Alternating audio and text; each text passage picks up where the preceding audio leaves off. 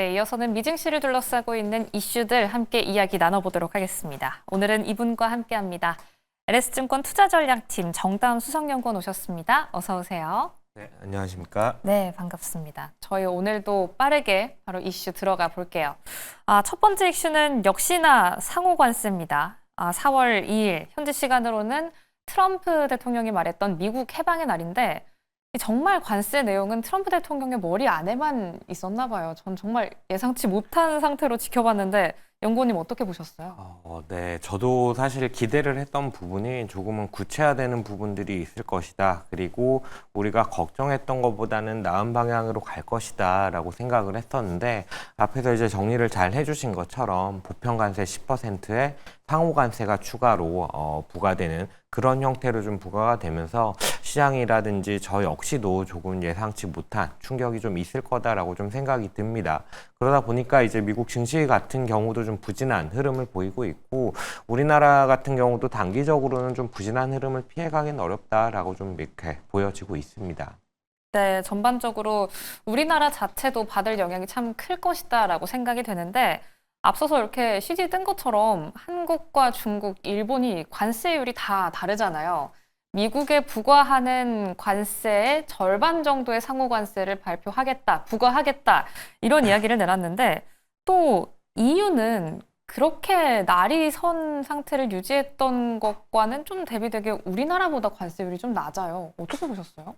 네, EU와 미국이 아무래도 경제적으로 좀 더 밀접하게 연관이 되어 있는 부분이 있다 보니까 그런 영향들을 좀 감안해서 20%의 관세가 부과가 된 게 아닌가라고 좀 보여지고 이달 중순에 이제 뭐 보복 관세를 강력하게 좀 대응을 하겠다라는 얘기를 했었고 이제 또 오늘 시간에 아마도 이 관세에 대한 부분에 대해서 성명서를 발표하겠다라고 얘기를 했는데 아마도 당장은 좀 날선 비판들이 나오지 않을까라고 생각이 들기는 합니다. 다만 그런 부분들은 뭐 당연히 정치적으로 나올 수밖에 없는 부분들인데 이렇게 좀 비판을 하면서 보복 관세에 대한 부분을 이어갈지 그래서 또 이 관세에 대한 부분들이 조금은 혼란스러운 국면들이 연장이 되는지에 대한 부분이 금융시장에는 좀 중요한 포인트가 되지 않을까 이렇게 좀 보여집니다. 네, 전반적으로 EU에 관련한 이야기도 짚어봤는데요. 하단에 나가고 있는 대로 오늘 EU 집행위원장이 우리 시간으로는 12시 트럼프 대통령의 이 관세 관련 성명 발표를 앞두고 있다고 합니다. 우리 시간 장중에 나오니까요. 이 부분도 함께 꼼꼼히 체크를 해보시기 바랍니다. 그럼 우리 증시에 미칠 영향도 바로 이렇게 예측해보긴 힘들겠지만 좀 궁금하거든요. 사실 이 25%라는 퍼센테이지 자체는 우리가 예상한 폭을 많이 벗어나지는 않았잖아요. 예상한 폭을 많이 벗어나진 않았지만 네. 생각보다 좀 높은 관세율인 것 같아요. 네.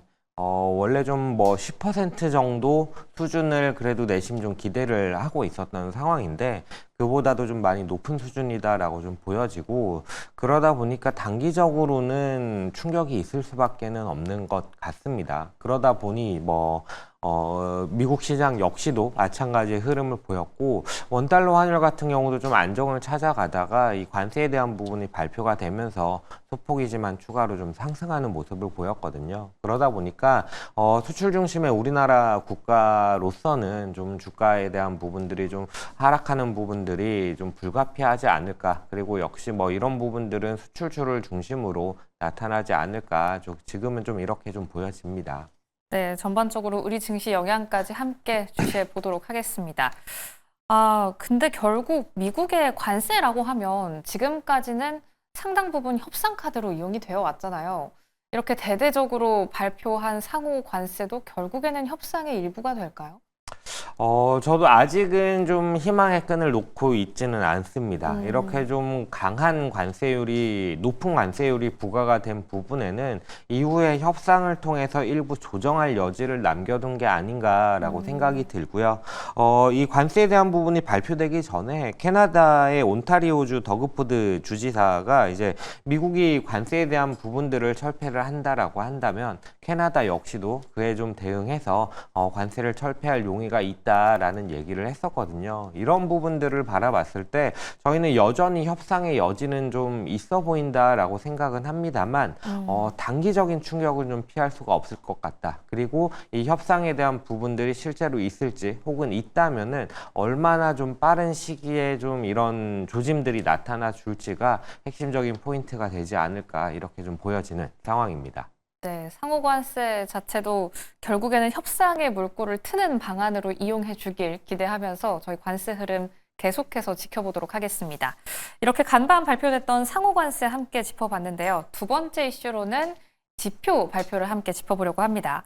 ISM 비제조업 지수 오늘 전망을 함께 해주신다고 하는데 지난 ISM의 제조업 지수는 3개월 만에 좀 위축 국면에 들어가면서 증시에 좀 불안함을 키웠단 말이죠. 비제조업 지수는 어떻게 또 전망이 되고 있나요?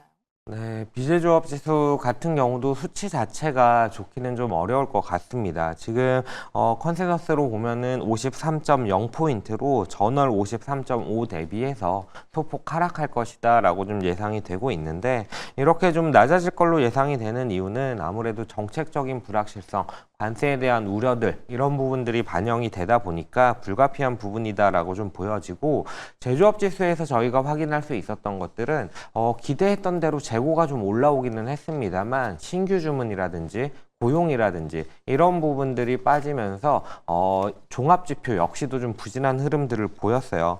그렇게 본다라고 한다면은 뭐 비제조업 역시도 긍정적인 좀 어렵다라고 좀 보여지고 최근에 이제 고용지표 같은 것들을 보면은 소폭이나마 둔화되고 있었고 소비지표에서도 외식에 대한 소비라든지 이런 부분들이 좀 줄어드는 반면에 내구재 쪽 그러니까 자동차를 필두로 해서 내구재 쪽에 대해서는 소비가 괜찮은 모습들을 보였어요.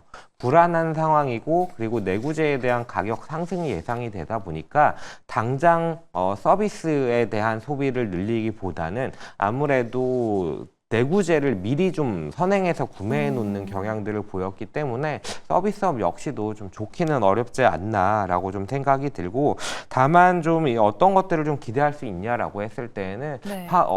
쇼크가 나지 않는다면 약간 둔화되는 구간에서 좀 지표가 발표가 된다라고 한다면은 파월에 대한 풋 기대감, 파월풋에 대한 기대감이 조금 부각이 될 수 있지 않을까라고 좀 생각이 들고 마침 또 주 후반에 파월 의장이 발언이 있을 예정이라서 아마도 시장은 좀 그런 부분에서 그나마 좀 기대 요인을 찾을 수 있지 않을까 이렇게 좀 보여집니다. 네, 오늘 발표되는 ISM의 비제조업 지수, 서비스업 지수와 함께 주 후반에 예정되어 있는 파월 의장의 이야기도 주목해 보도록 하겠습니다. 이렇게 전반적으로 미증시를 둘러싼 이슈들 집중적으로 톱어봤는데 세 번째 이슈로는 삼성전자의 실적 발표를 가져와 주셨어요. 이 전자업계의 1분기 실적 발표 시즌이 조금 다가오고 있습니다. 특히 주목해야 될 게 역시나 삼성전자인데 어떤 식으로 좀 전망이 되고 있나요? 네, 삼성전자가 이제 3월 8일에 실적을 발표를 할 예정이고요. 이때는 잠정 실적을 발표하다 보니까 부문별 실적이 발표되지는 않고 매출액과 영업이익에 대한 수치만 제시가 되는 부분 참고하시면 좋을 것 같은데 최근 시장의 흐름은 어땠냐면은 이러한 반도체 쪽에 대한 이익 컨센서스들이 약간은 상승을 하면서 전반적인 시장에 대한 실적 기대가 좀 올라오는 모습이었거든요. 삼성전자 실적을 좀 살펴보면은 일단 매출액 컨센서스는 77.1조 원, 그리고 영업이익은 5.1조 원으로 컨센서스가 예상이 되고 있는 상황입니다.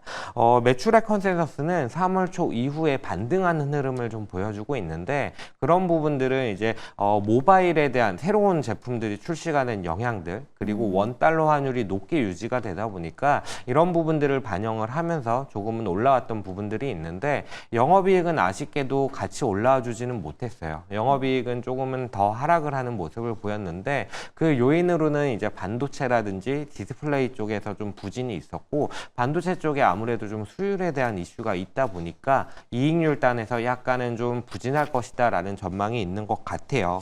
전반적으로는 1분기 실적에 대해서 이렇게 실적 발표를 얼마 앞두지 않은 상황에서 하향 조정이 나타난다라는 얘기는 컨센서스 대비해서 발표 실적이 좀 낮을 가능성이 높다라고 보여지는 부분이고요.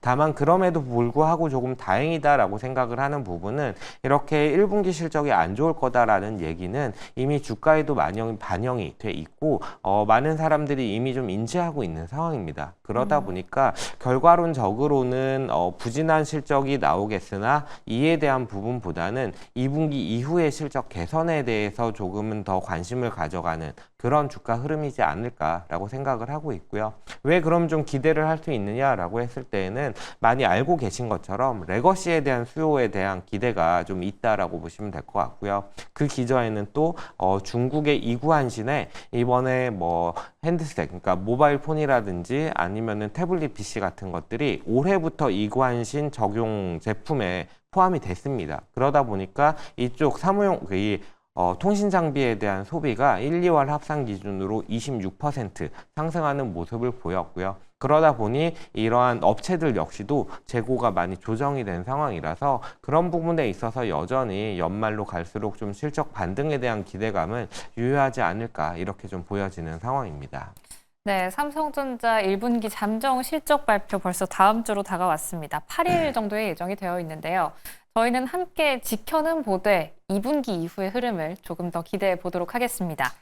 이렇게 삼성전자 이야기를 해봤는데 국내 증시 힌트도 한번 바로 찾아보도록 할게요. 우리 시장도 오늘 만만치 않은 영향을 받고 출발할 걸로 예상이 되고 있는데 어떻게 좀 생각을 하면서 개장 상황을 대비를 해보면 좋을까요? 일단은 주가는 좀 시가 자체가 좀 빠질 수밖에 없을 것 같아요. EWI 그러니까 iShares MSCI 코리아 ETF를 보면은 애프터마켓에서 지금 2.05% 하락을 하는 모습을 보이고 있는 상황이라서 우리나라 시장 역시도 좀 충격을 벗어나기는 좀 어렵다라고 좀 생각이 들고요.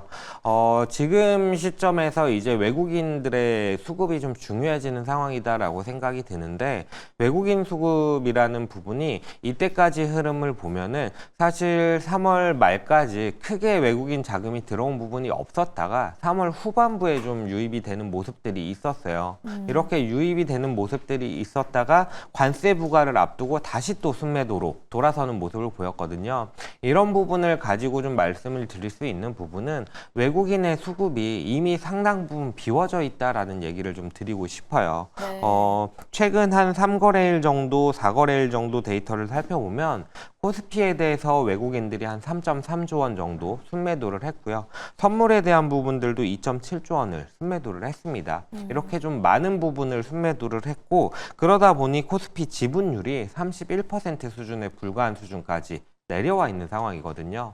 거기에 특히나 좀 익스포저가 비워져 있다라고 얘기를 드릴 수 있는 부분은 선물에 대한 부분들인데 선물에 대해서 외국인들이 잠시지만 좀 매수를 했었을 때 미결제 약정이 크게 올라오면서 좀 롱 포지션을 가져가는 모습을 보였었거든요. 근데 3월 27일 이후에 외국인들이 6월 코스피 200 지수 선물에 대해서 3.2만 계약을 순매도를 했고요. 동일한 기간 동안에 미결제 약정이 1.9만 계약 정도가 사라지는, 그러니까 감소하는 모습을 보였어요. 그러다 보니까 지금 시점에서는 외국인들이 가지고 있는 지분, 우리나라 주식에 대해서 조금 더 비운다라기보다는 이제부터는 주가에 대한 어떤 베팅이라는 부분들이 나타나지 않을까라고 생각이 들고요. 그렇게 바라봤을 때 단기적으로는 좀 충격을 벗어날 수는 없겠지만은 그래도 좀 희망을 가져가 본다면은 관세에 대한 부분들이 조금은 협상의 여지가 있다라는 평가가 있다라고 한다면은